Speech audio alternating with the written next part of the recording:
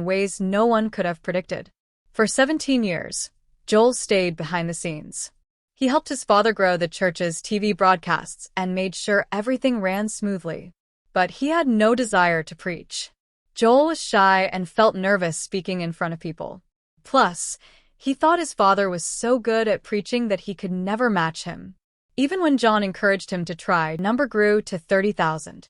This was a huge change, growing 5 times bigger in such a short time. Joel's style of preaching was different.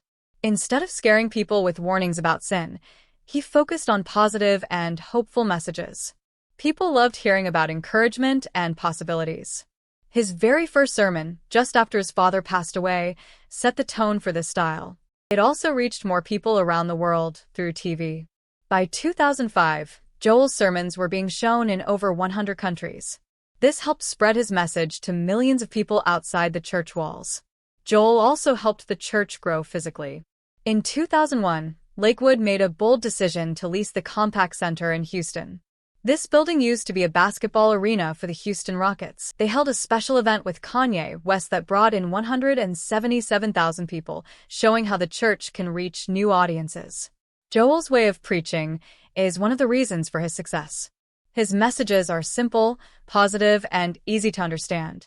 He focuses on hope and practical advice instead of complicated religious ideas. Some people love the style because it feels uplifting. 24. Something unimaginable happened at Lakewood Church. It was just a normal Sunday afternoon when 36-year-old Josie Yvonne Moreno walked into the church with a rifle in her hands and her 7-year-old son by her side. Gone after the shooting, Pastor Joel Osteen spoke to his church, trying to comfort everyone. He admitted that what happened was hard to understand. "We don't know why these things happen," he said, "but we know God is in control." His message was about staying strong and keeping faith.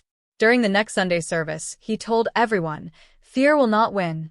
Faith will win." He thanked the security team and the officers for stopping the shooter before she could do more harm. He also asked people to pray not only for the victims but for Moreno and her family. His words showed compassion, even for someone who had caused so much pain. This shooting changed how people see churches.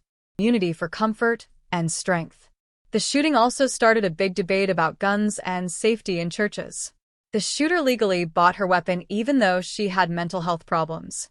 Some people say this shows the need for stricter rules like better background checks and mental health screenings.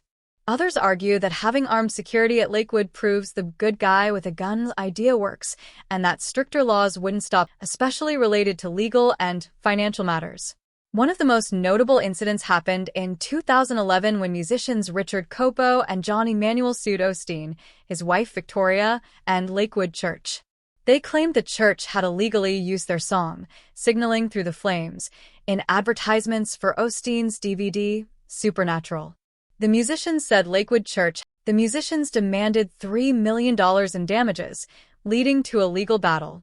Lakewood Church's spokesman, Donna Loff, dismissed the lawsuit as unreasonable, saying the song was just 1 minute of background music. This response sparked more controversy, with the plaintiff's lawyer insisting that copyright laws applied to everyone, even churches. The case went on for months. It wasn't part of the investigation. It brought more attention to the movement. Some of the preachers investigated were accused of using donations for personal luxuries like private jets and lavish homes. The investigation didn't result in charges, but it highlighted the need for more financial accountability among religious organizations. Osteen's lavish lifestyle has often been compared to those of other controversial prosperity. Osteen remains incredibly popular. His services attract tens of thousands of attendees each week, and millions more watch him on television. He often defends his success by saying God's blessings come in different forms and that he doesn't preach that everyone will become rich. Instead, he emphasizes that people should have faith in how God works. Osteen has also addressed questions about his home on March 28, 1961, in Huntsville, Alabama. She didn't just stay in the background. She became a co-pastor at Lakewood Church, standing right beside Joel in their work. They have 2 kids, Jonathan, born in 1995, and Alexandra, born in 1998.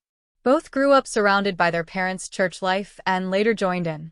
They released their first song, "Feelin'," in 2016 and followed it up with an EP in 2019 called In the Name, Volume 1.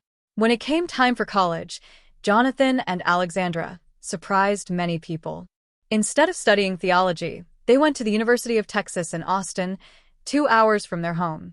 Jonathan graduated in 2017